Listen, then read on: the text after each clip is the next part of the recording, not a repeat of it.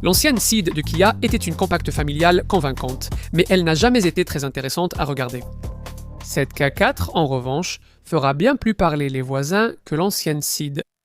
Les éléments clés du design incluent la signature lumineuse StarMap à l'avant, un toit flottant distinctif et des poignées de porte dissimulées intégrées dans les montants de la Ceed.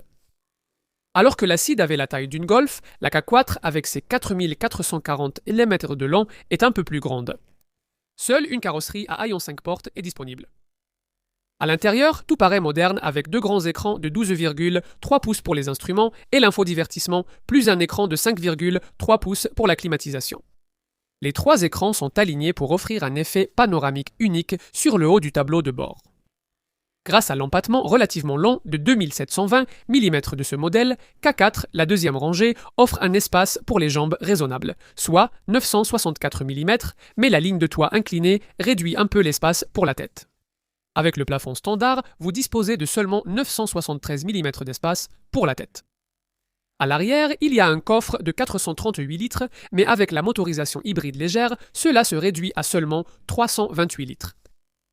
Donc, juste pour confirmer, il n'y a pas de motorisation électrique ici. Kia couvre bien sûr ce segment avec le EV4 et, dans une certaine mesure, aussi avec le EV3. Cela aurait été agréable de voir de nouveaux moteurs à combustion, plutôt qu'une gamme de blocs essence TGDI de 1 litre et 1,6 litres qui date de plus de 10 ans. La marque corrigera cela plus tard, en 2026, lorsqu'une nouvelle motorisation full hybride arrivera. Pour l'instant, cependant, le seul type d'électrification disponible pour les clients du K4 est le moteur essence hybride léger de 48 volts, 1 litre TGDI, 115 chevaux, 3 cylindres bien connu qui offre 200 Nm de couple et peut être associé à une boîte manuelle ou à une transmission automatique DCT à 7 rapports. Le 0 à 100 km/h est abattu en 12,3 secondes. L'autre moteur, un 4 cylindres 1,6 litres TGDI, n'est pas électrifié, uniquement disponible en automatique et proposé avec soit 147, soit 177 chez HR.